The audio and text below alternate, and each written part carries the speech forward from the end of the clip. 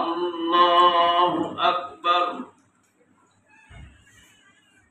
Saudi আরবের সঙ্গে মিল রেখে মোংলায় সুন্দরবন ইউনিয়নের চরেহাট বাজারে পবিত্র ঈদুল ফিতরের জামাত অনুষ্ঠিত হয়েছে। ঈদের জামাত শেষে একে অন্যের সঙ্গে শুভেচ্ছা বিনিময় ও কোলাকুলি করেছেন মসজিদের সভাপতি এবং মুয়াজ্জিন। 24 ঘন্টার দিন আমরা এইটাই হিসেব করে যে 24 ঘন্টা একটা দিন হয় না, পরিবর্তন হয় না। তাই কদর পালন করার জন্য আমরা এইটাই হিসাব করে কোরআনের হিসাবে যে কোরআনে এই যে একদিন হচ্ছে কদর, আল্লাহ কোরআন নাজিল করেছে একদিন, সেইভাবে আমরা ধরেন মেলাটা না 10-12 বছর হচ্ছে। রবিবার সকাল 8টায় চরেহাট বাজার জামে মসজিদে ও ঈদের জামাত অনুষ্ঠিত হয়। ইমামতি করেন মাওলানা আব্দুর রহমান। এতে শতাধিক মুসল্লি অংশ নেন। সৌদি আরবের সঙ্গে মিল রেখে গত 10-12 বছর ধরে চরেহাট এলাকায় ঈদ উদযাপন করে আসছেন তারা।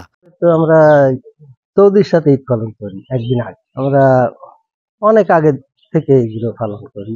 সৌদির সঙ্গে মিল রেখে রোজা শুরু করেছিলেন এবং তাদের সঙ্গে মিল রেখেই ঈদ উদযাপন হচ্ছে বলে জানান মুসল্লিরা।